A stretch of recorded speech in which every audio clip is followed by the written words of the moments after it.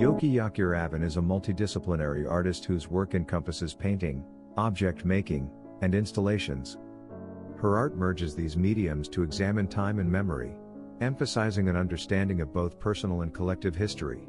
By exploring how memories shape our perception of the world, she seeks to create a dialogue that fosters emotional and intellectual connections. Yakir-Avin frequently uses monochrome to evoke the material softness of faded photographs, highlighting the way images, like language, function. She employs disarming, recycled, and found materials that carry tangible remnants of time, prompting reflection on the transient and mutable nature of memory. Born in Poland and raised in Israel, Yochi Yakir-Avin is currently based in South Florida. She is a resident artist and art instructor at Studio 18 Art Complex in Broward, Florida. She pursued her fine arts education in both Israel and Italy, obtaining her BFA from the Brera Academy of Arts in Milan. Yakir-Avin has recently been awarded the Broward Innovation Grant 2024 for her upcoming project, which will be a collaboration and fusion of visual art and theater, marking the next step in her artistic evolution.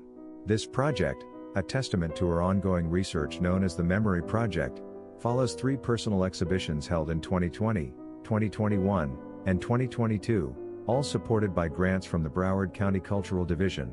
Her work has been showcased in various notable exhibitions, including the Wausau Museum of Contemporary Art in Wisconsin, the Catherine Lorillard Wolfe Art Club in New York, the Salmagundi Art Club in New York, the Lord Digenstein Gallery in Pennsylvania, and the B.J. Spoke Gallery in New York. Locally, her work has been exhibited at the Coral Springs Museum of Art, the Frank Gallery in Pembroke Pines, the MIFA Gallery in Miami, and the JCC Museum in Boca Raton, among others. Today I have a great pleasure to be here with a great artist I happen to know personally through the Broward County Cultural Division, and it's a great pleasure for me to be here at her studio in Pembroke Pines. It's Yochi. Nice to be here with you. Nice to have you. And then of course, Yochi, you're going to tell us about arts, basically. Every time you see me, I talk about dancing, music, but today we're going to shift to another art form, which is painting through Yochi. So I would like you to introduce yourself and tell us more about your arts. Yeah. My name is Yochi Yakir-Avin. I go by Yochi, and I am a multidisciplinary artist. I work with many materials, mostly representational. And recently, in the last, I would say 4 years, I am busy with my memory project. Thank you also for having me and for coming to my studio. I was born in Poland and raised up in Israel. My education, my artistic education was partially in Israel, mostly in Italy. After I finished my studies in Italy, I went back to Israel. 12 years ago, I moved to South Florida. And I'm here, my studio is at Studio 18. I'm an artist resident at Studio 18 for the last 9 years. But I understand, I went to your exhibit last month in Boca. So you want to tell us a little bit about that exhibit? How it goes? Sure. My exhibit in Boca at the JCC Museum is about my memory project, and it's called Past Imperfect Mending Memories. And I have, as I said, because I'm a multidisciplinary artist, I have many different ways of approaching the memory, my memories, and archival images of my family with different materials, which I enjoy a lot. I enjoy investigating and getting to know new techniques, new materials, and working with that around my memory project. Do you have any other project in mind besides this one? Yes. For the year, basically. Yeah, actually I do. Coming up at the end of August is a collaboration between visual, which is my part, visual art, and theater, which is a play that was written about me. I didn't ask for that, but it happened. And the combination between visual and the theater is called Painting Life in Pictures. It will be exhibited at the Frank Gallery in Pembroke Pines, and it's supported by the Broward County Cultural Division, and I have to remember just not to make a mistake, and the Broward County Community Foundation of Broward. Both supported this project. By the way, the Broward County Cultural Division supported all three of my previous project, all around the memory project, in the last 4 years. Yes.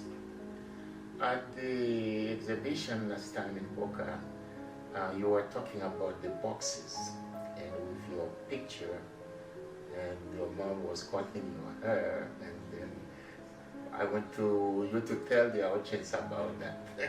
Yeah, well, it's the memory drawers, and actually this was the first work that initiated the whole project. And when I did it, this work, the memory drawers, I didn't know at the time that all of this will happen after that. And the work, practically in the work, are drawers. On top of the drawers, each drawer has an image from my family archive album. And inside the drawers, each drawer has something that connects with the picture on top. Now, it's interactive. The memory drawers are interactive, and the drawer you mentioned is a day which I remember very clearly, in which my mother cut my hair, and she couldn't handle it. I had a long hair. She couldn't handle it anymore, and she decided to cut it. And in the photo, I don't look to the camera. It's my profile. I didn't want to look to the camera. And inside the drawer, there are scissors. Scissors, yes. And a little bit of hair. Of hair. And you are very happy about that, no? No, I wasn't happy at all. Yeah, and also when I talk about this specific drawer, but I talk about many of the drawers, but this specific drawer, I heard people, the audience, the viewers, commenting, especially women, commenting on this moment when their hair was cut. So it's not only my traumatic memory, yeah, a little bit traumatic, but also probably of many other people. Yes.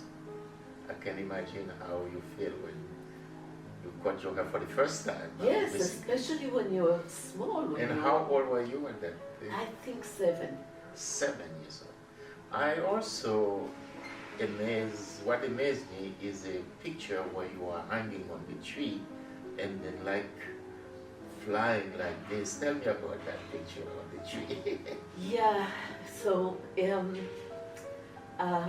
this specific picture I dealt in different ways, also in the exhibition. One is made with wax and oil colors on top of wood board, and I drew the image with graphite. Another one is drawing with pencil on top of elastic fabric. And then I stretched the elastic fabric to increase this movement of me on top of the tree, hanging from the tree. Another one is in small images that I have like postcards. So I do this, I repeat this image as I repeat other images on purpose, not because I'm short of images, but mostly because I like to explore the image in different ways. Plus, I like the fact that when the audience, the viewers, see an image in one place and look at it, and then go to another, completely another place, and see it in another material, they connect the two. And the brain works like the memory works practically, saying, oops, I already saw that. I recognized, where did I see the image? And they go back to see and to find the other place. Yeah. This moment of me hanging from the tree was, I probably was around 5 years old, and my father left Israel and came to US, to United States, and my grandmother and grandfather left maybe 2 years before also. So I practically stayed there with my mother. She was a single mom. And we moved to a kibbutz. A kibbutz is like a cooperative of people. It was a hard time for me because I was separated from my mother. I was with other children. I couldn't go to sleep with her. We slept together, we ate together, and then with my mother I had like maybe an hour and a half a day in the afternoon in which I saw her, and then went back to this school or whatever it was where we had the activities. So it wasn't an easy time, and I remembered the difficulties I had, even though I was aware that it's a hard time for my mother too. So I kept a smiling face on the surface, and of course when I'm hanging from a tree, it's a happy moment. Yeah, so I'm smiling, I'm light, I'm playful. But behind that, there are another things. Yeah. I saw you also, a picture of you and your mom on the beach. Right. Also, that was in Israel. It was in Israel. And it was, I think, during the same time we were at the kibbutz. Okay. Yeah, we were sitting on the beach. Yeah, it looks like a very happy moment, because my mother is there, I'm sitting and playing in the sand with shells or whatever I found. We are sitting in the shallow water, and the work is called Shallow Water too. Shallow water. Yeah, but for me, yes, of course, it's simple because we are sitting in shallow water, but it's also shallow water to indicate my relationship with my mother. With your Yeah. So this drawing is made with pencil, with red pencil on top of cardboard, and I like working with cardboard. I use it a lot in my work, and it's a diptych. It's made from 2 pieces. Yeah. To my memory also, you had some relative, I mean, picture of some relative you have on the plates. Right. And then My ancestors. your ancestors. Yeah. Could you tell us about this? Sure. So, Polish people like hanging plates on the wall, like a decoration. And of course, I grew in a Polish household. What sugar? And my memory of those plates came into the work. So I painted on top of plates, metal plates, with oil, and I painted the portraits of my ancestors. Now, some of those ancestors I never met, and some I hardly knew. And there are nine plates organized in a plate rack on top of a wooden crate. And the wooden crate is because of moving and going from Poland to Israel to United States and moving. We were moving a lot. So the crate was because of that. My ancestors that I painted on top of those plates, once I finished painting them, I was sitting here practically in this studio, and I organized them around me in half a circle, and I looked at them just to see the work. Not as an exhibition, just to look at what I did. And when I turned in my chair and looked at these all around me, I felt like a strong connection with my ancestors, as if they approve what I'm doing. And this was a very, very special moment for me. Because before that, of course, I wanted to deal with my memories. I wanted to heal partially, even unconsciously. I wanted, probably that was why I began the work, what brought me to the work. But it wasn't something that I was thinking about. It just happened. It happened step by step, layer by layer, and it added to the whole project. Anyway, when I was sitting and looking at them, I felt the approval to what I'm doing. To what you do. Yeah. Well, another thing, I was looking at the picture, you said, now looking at the picture of your mom, and you say she was pregnant of you. Yes. So how do you feel looking at you, at the picture when your mom was carrying you and seeing you today as an artist? I mean, when I was looking, me as the artist, I'm not a painting artist. Of course, I inspire through a lot of stuff when I'm doing choreographic work. I imagine, maybe you were already an artist when I look at this picture. So when do you feel that you are an artist? When that's happened? That's an interesting question. Well, I'm talking only from my experience, of course. Even though I studied also in Israel, later on in Italy, then went back to Israel as an artist already, because I finished the academy and everything, and I was qualified, I had the studio and everything.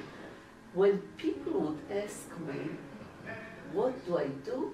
People that don't know me, I had a hard time telling them I'm an artist. That it happened when people started to come to me and recognize me as an artist. I think that's when it happened. It didn't happen before. It's not that I was ashamed, absolutely not. But something, I have no idea why something wasn't recognized inside of me. Not because the work wasn't good, it wasn't good enough or something, more because I think the acceptance of your environment, when the environment accepts you and recognizes you as an artist, then when it really becomes an artist. Before that, of course, you can work, you can exhibit, people will still ask you, what are you doing? Right now, people don't ask anymore. They know. They know. So, in other words, you are painting like improvised. You are doing it for fun until people recognize you as an artist and you accept it. Yeah. I don't think it was ever for fun. It was expression. Yeah. It wasn't for fun. I think a work of an artist is extremely, extremely complicated and not simple. I don't know, maybe some artists are doing it for fun, could be. I'm not saying it's not possible.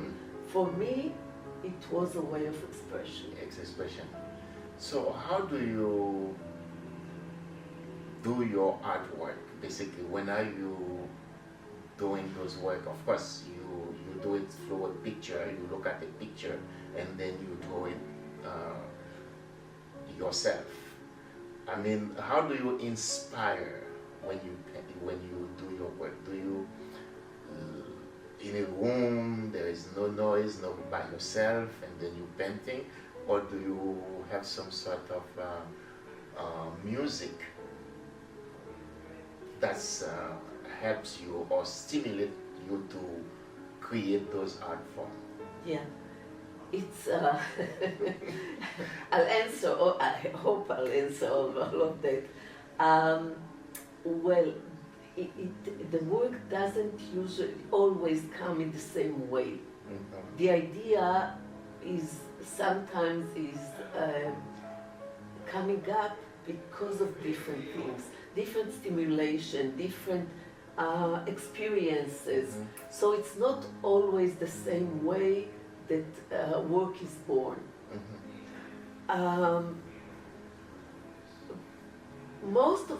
A lot of the time, my work is beginning at night, right before I wake up. I'm half asleep. I am half asleep, but I already know what I'm thinking. So while I'm this moment before waking up, it can be even more than a moment, some idea comes to my mind. And it can be connected to other experiences, it can be connected to other idea, but the visual part of the work comes in those moments. And because I am half asleep and I don't want to forget it, I keep repeating it until I wake up. And when I wake up, I can write it or draw it or put it in my book or whatever. But I keep contemplating on it until I wake up. Now this is a lot of times that happens. Other times it can be because of different stimulation. Now when I work, it's usually, I'm not trying to connect. It's not because I did this, so I'll make a series of that. It's not something I do on purpose. But for some reason, maybe because it's me, it connects. It's coming. So it connects naturally. And I'm not thinking about the connection. Sometimes I find the connection after the work is done, which that's how it works for me. Music, yes. When I paint or draw or sculpt or whatever I am doing, I am listening to music, mostly classical music. Classical music, Because, and sometimes opera. I like also opera music. But mostly classical music, and I think because the music relaxes me, of course, and I don't need to think about the words.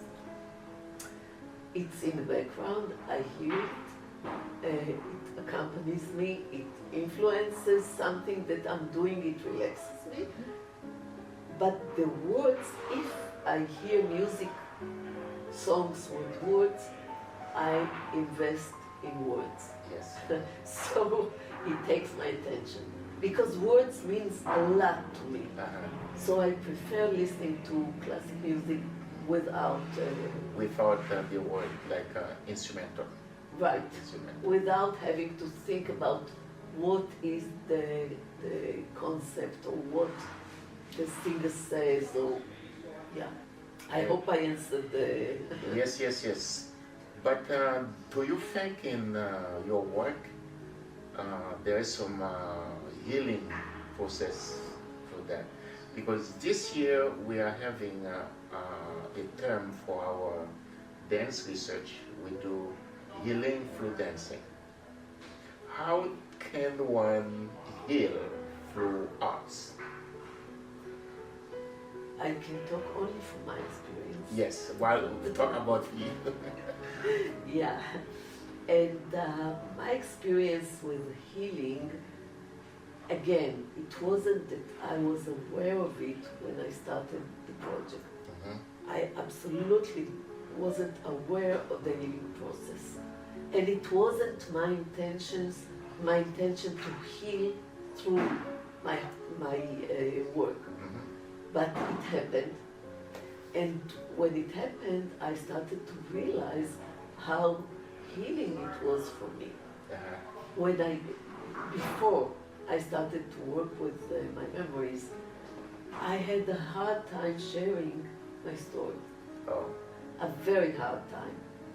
And yes, because it's complicated, but not only because it's complicated. So I realized that after working with my memories, now I can joke about it, I can tell parts of it, I have less of a problem sharing my story. Your story with people. With people.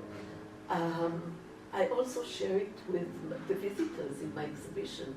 I do artist talk because I do think that any form of expression is healing. Is healing. It can be dance, it can be writing, it can be art, it can be theater, it can be music.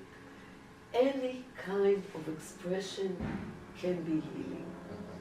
And I think it's important that especially people who struggle with hard memories, with the past, express themselves in some way. In some way. Yeah. I think so. In your exhibit, there were two ladies on a motorcycle. Right. And you told me that's your mom. And Right. could you tell me about this? Sure. It was amazing to see two ladies on a motorcycle. Yeah. I mean, that's an art for me to see how you put them to create that picture. Yeah. The two ladies, one of them in the front is my mother, the other one is my aunt. And my aunt died when I was, I think, 3 years old. 3. Yeah. She died in Israel. It was a tragic moment in my family. She was very young. And before I started to paint her, or my mother, or both of them, people in my family didn't remember her. My grandmother avoided talking about her. It was very painful. And I probably also didn't ask too much. But when I started to work with the project, I started to ask questions. Not everybody were alive, mostly my mother answered my questions. And I discovered that my aunt, she was a doctor. And she worked also in Poland in the laboratory. Then when she came to Israel, she studied in Hadassah in Jerusalem. And anyway, I started to paint her and my mother. And the painting you are talking about on the motorcycle is a day in which they are not really riding it. They are sitting on a motorcycle, and my mother has gloves, special gloves to ride about the motorcycle.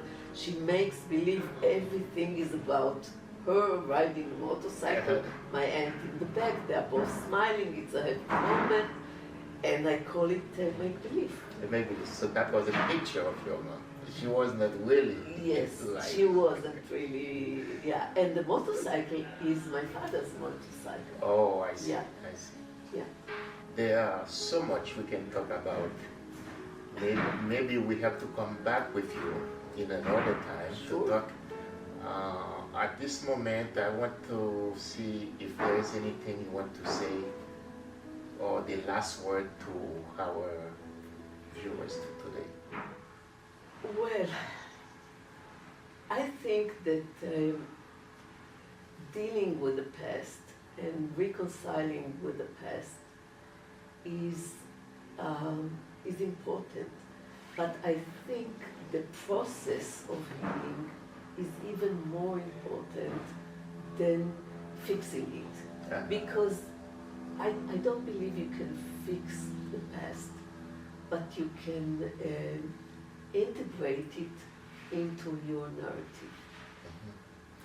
And the past is the past, good or bad, is interesting. Always. Always interesting. Well, what can we say? See you soon. See you soon. Nice meeting. Thank you.